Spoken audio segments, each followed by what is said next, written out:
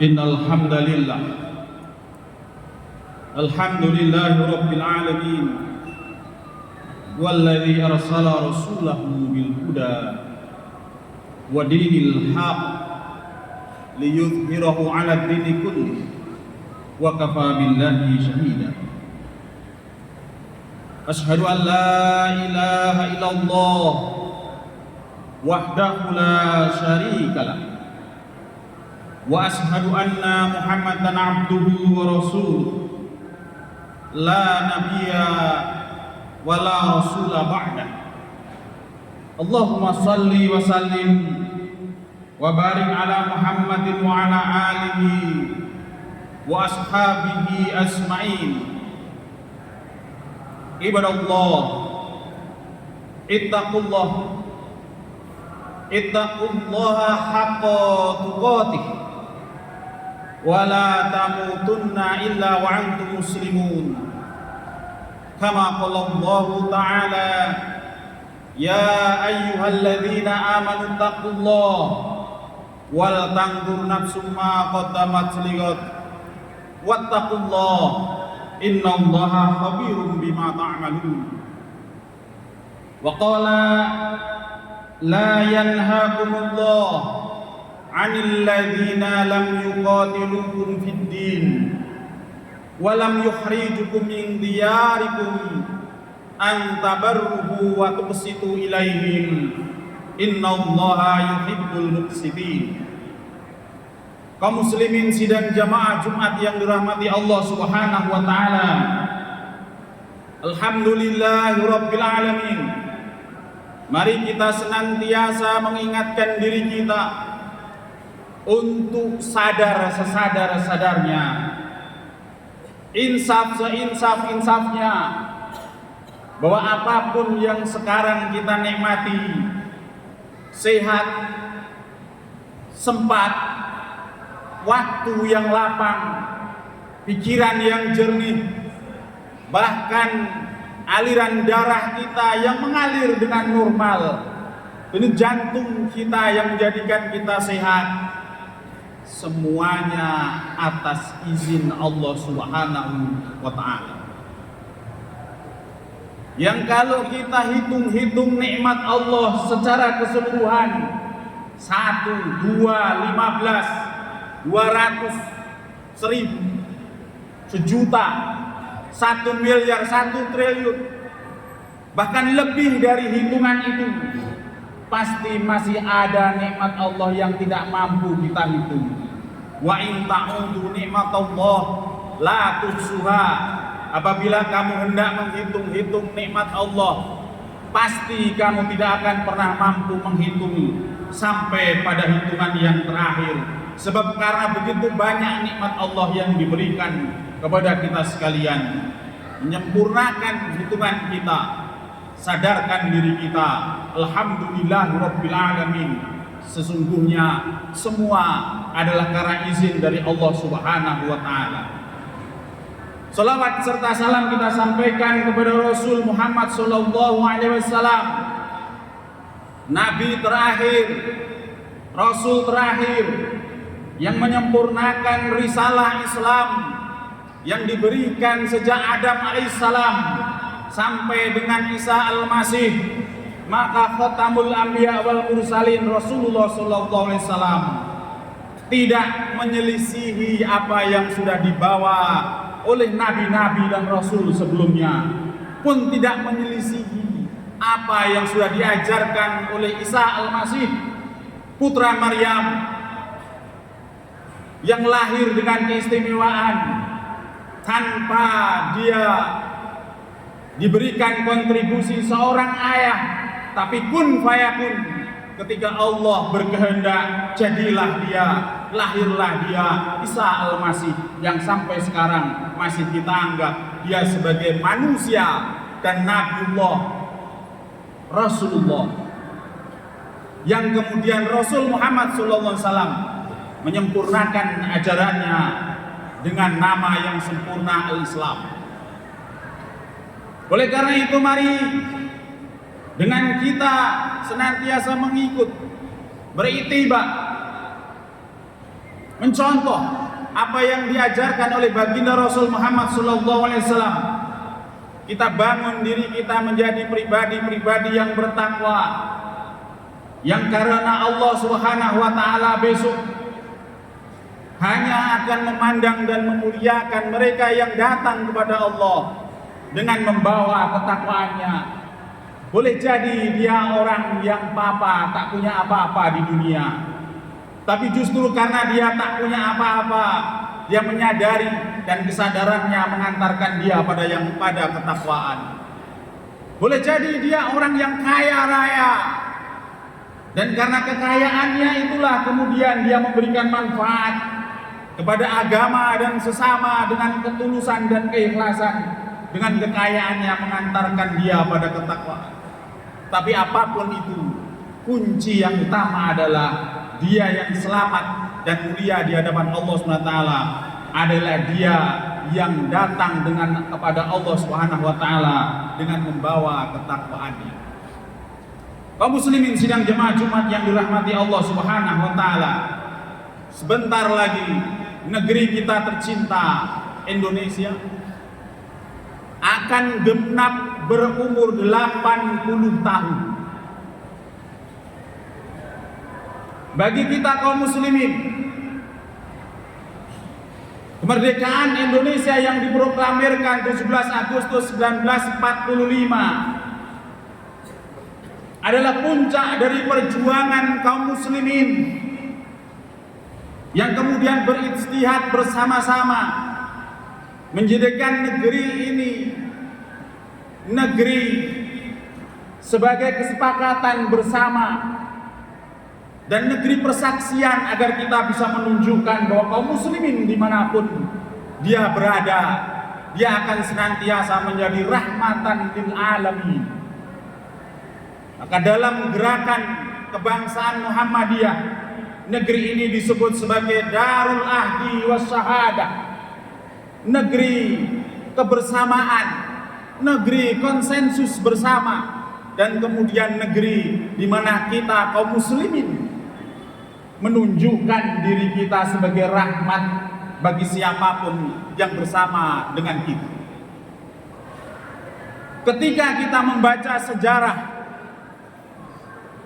pergerakan kemerdekaan Indonesia dari Sabang sampai Merauke, dari Miangas sampai Pulau Rote, maka tidak akan pernah lepas dari riwayat perjuangan kaum muslimin. Di negeri ini darah-darah kaum muslimin tertumpah paling banyak. Di negeri ini daging dan tulang-tulang kaum muslimin tertanam paling banyak. Dan kemudian ketika 17 Agustus 1945 kita memproklamirkan kemerdekaan kita. Kenapa kaum muslimin sejak datangnya penjajah begitu bersemangat membela negeri ini, tampil di barisan terdepan? Karena agama kita agama Islam. Sekali lagi, agama kita agama Islam adalah agama yang mengajarkan tentang nilai-nilai kesetaraan dan nilai-nilai kemerdekaan. Yang karena itu kaum muslimin dimanapun dia berada, setiap penjajahan di muka bumi ini ada, maka seluruh jiwa-jiwa kaum muslimin akan terpanggil untuk membelanya. Kata Allah Subhanahu wa taala, ya ayyuhan nas inna khalaqnakum min dzakarin wa unsa wa ja'alnakum syu'uban wa qabaila lita'arafu inna akramakum indallahi atqakum. Satu landasan yang paling asasi bagi kita kaum muslimin di Indonesia, bahkan kaum muslimin di seluruh penjuru dunia ini, bahwa kita di antara bangsa-bangsa yang lain, kita di antara masyarakat-masyarakat yang lain memiliki derajat yang sama. Tidak pantas di antara kita saling merendahkan, saling meremehkan, bahkan menjadikan di antara kita sebagai objek penjajahan. Sebab kita berasal dari induk yang sama, min dzakarin wa untha.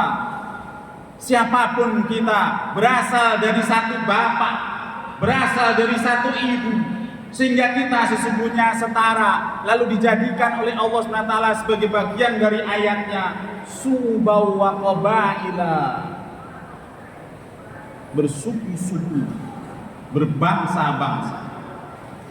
Bukan untuk saling membedakan, bukan untuk saling menjajah, tapi supaya kita saling bisa mengenal, supaya ada yang bisa disebut sebagai proses komunikasi. Tetapi yang paling mulia bukan sesungguhnya dia yang bersuku bangsa Jawa, bukan dia yang bersuku bangsa Minang, bukan dia yang bersuku Batak, bukan dia yang bersuku macam-macam, tapi yang paling mulia di hadapan Allah Subhanahu wa taala, inna akramakum indallahi atqakum. Dia yang paling bertakwa. Suku apapun, bangsa apapun, ketika dia datang kepada Allah dengan membawa ketakwaan, dialah orang-orang yang akan dimuliakan oleh Allah Subhanahu wa taala. Kaum muslimin sidang jamaah yang dirahmati Allah Subhanahu wa taala, maka tidak heran selaras dengan ayat itu Allah Subhanahu wa taala juga memberikan perintah yang tegas. Siapa yang melanggar, siapa yang menselisihi kesetaraan dan penghargaan atas segenap bangsa itu, maka Allah memberikan kepadanya hak untuk memerangi mereka. Wa qatilu fi sabilillahi alladzina yuqatilunakum wa la ta'tadu innallaha la yuhibbul muqtadin. Dan perangilah di jalan Allah mereka yang datang untuk menjajah, mereka yang datang untuk merendahkan, mereka yang datang untuk mengusir, mereka yang datang untuk menjadikan diri kita sebagai objek yang kemudian ditekan dan diperas. Perangilah mereka. Perangi di jalan Allah, perangi atas nama Allah Subhanahu wa taala. Dan luar biasanya Allah memesankan kepada kita, wala taqtadu. Jangan kalian melampaui batas. Perangi, tapi jangan melampaui batas. Satu-satunya ajaran, satu-satunya agama yang mengajarkan di dalam perang masih ada batas etika Islam namanya. Maka kaum muslimin sidang jamaah yang dirahmati Allah SWT, bagi kita kaum muslimin, sejarah telah menunjukkan kita sudah berkontribusi pada bangsa dan negara ini. Lalu kemudian selanjutnya, inilah yang harus kita jaga sebagai warisan dari perjuangan para pendahulu-pendahulu kita. Agar apa? Agar darul ahdi was syahadah, negeri harmoni bersama, dan negeri di mana kita bisa menunjukkan rahmatan lil alaminnya kaum muslimin, bisa kita tunjukkan di negeri kita tercinta Indonesia. Semoga perjuangan para pahlawan kita bisa kita jaga sampai dengan dunia ini berakhir sebagai amanah dari Allah Subhanahu wa taala dan sebagai bagian dari jihad dan perjuangan kita dalam rangka berbakti dan beribadah kepada Allah Subhanahu wa taala. Fa'tabiru ya ulil absar la'allakum turhamun.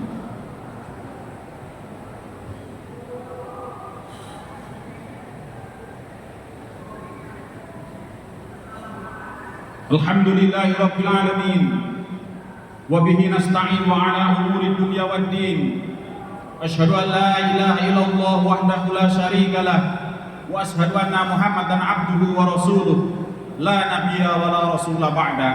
Kaum muslimin sidang jamaah yang dirahmati Allah Subhanahu wa taala, puncak dari kemerdekaan kita, proklamasi 17 Agustus 1945, dipersiapkan oleh BPUPKI, Badan Usaha Persiapan Kemerdekaan Indonesia Dasar Negara. Tanggal 22 Juni disepakati oleh tim 9 Panitia Persiapan Kemerdekaan Indonesia yang terdiri dari mereka-mereka yang beragam suku, bahkan beragam agama, disepakati Jakarta Charter. Jakarta Charter menyebutkan dasar negara kita yang pertama ketuhanan dengan kewajiban menjalankan syariat Islam bagi pemeluk-pemeluknya. Kedua, kemanusiaan yang adil dan beradab. Ketiga, persatuan Indonesia. Keempat, kerakyatan yang dipimpin oleh hikmat kebijaksanaan dalam permusyawaratan perwakilan. Kelima, keadilan sosial bagi seluruh rakyat Indonesia. Ketok palu. 17 Agustus 1945 sore dasar negara ini akan disahkan. Tapi menjelang sore ada kabar, pesan dari saudara kita dari timur. Kalau dasar negara kita yang namanya Pancasila itu masih mencantumkan 7 kata pada sila pertama, ketuhanan dengan kewajiban menjalankan syariat Islam bagi pemeluk-pemeluknya, maka Indonesia bagian timur melepaskan diri, tidak akan bergabung dengan Indonesia. Ujian kaum muslimin dimulai lagi. Umat Islam yang sudah rahmatan lil alamin, ini kemerdekaan yang kita perjuangkan bersama-sama, lalu kita membangun bersama-sama menjadi sebuah negara kesatuan. Hanya kita ingin mengatur sebagian dari diri kita, khusus apa itu, dengan kewajiban menjalankan syariat Islam bagi pemeluknya. Tapi ada penolakan. Sejarah yang luar biasa bukan penolakan itu, tapi sejarah yang luar biasa adalah bagaimana kaum muslimin saat itu melakukan sebuah ijtihad yang luar biasa. Kerahmatan lil alamin kaum muslimin muncul kembali saat itu. Kalau memang itu tidak dikehendaki, asal tidak keluar dari esensi yang sesungguhnya, bangsa Indonesia adalah bangsa yang bertuhan. Oke, boleh dihilangkan, boleh diganti, supaya semua bisa bersatu, semua bisa bersama, semua bisa merasa memiliki ini Pancasila. Maka digantilah dalam satu malam. Kesepakatan kaum muslimin saat itu, sila pertama menjadi ketuhanan yang maha esa. Kita gunakan dan kita pakai sekarang menjadi dasar negara kita. Kenapa bisa seperti itu? Kebesaran jiwa kaum muslimin saat itu. Oleh karena itu kita serukan kepada kaum muslimin sekarang, wahai kaum muslimin, dimanapun Anda berada, di seluruh penjuru negeri ini adalah jerih payah kita, tapi tidak sekedar untuk kita. Besarnya jiwa kita, walaupun kita memiliki kontribusi paling besar terhadap kemerdekaan ini, tapi kita persembahkan negeri ini untuk seluruh umat yang ada di Indonesia ini, sehingga terbangun harmoni dan kebersamaan. Disitulah sesungguhnya kita kaum muslimin menunjukkan kerahmatan lil alaminan kita sebagai warga bangsa. Inna Allaha wa malaikatahu yusholluna 'alan nabi ya ayyuhalladzina amanu shallu 'alaihi wa sallimu taslima. Allahumma ighfir lil mu'minin wal mu'minat, lil muslimin wal muslimat, al ahya'i minhum wal amwat, innaka sami'un qaribun mujibud da'wat ya qadiyal hajat. Rabbana dhalamna anfusana wa illam taghfir lana wa tarhamna lanakunanna minal khasirin.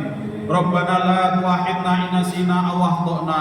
Rabbana wa la tahmil 'alaina isran kama hamaltahu 'alal ladzina min qablina. Rabbana wa la tuhammilna ma la taqata lana bih wa'fu 'anna waghfir lana warhamna anta maulana fansurna 'alal qaumil kafirin. Rabbana atina fid dunya hasanah wa fil akhirati hasanah wa qina adzabannar walhamdulillahi rabbil alamin. Aqimis shalah.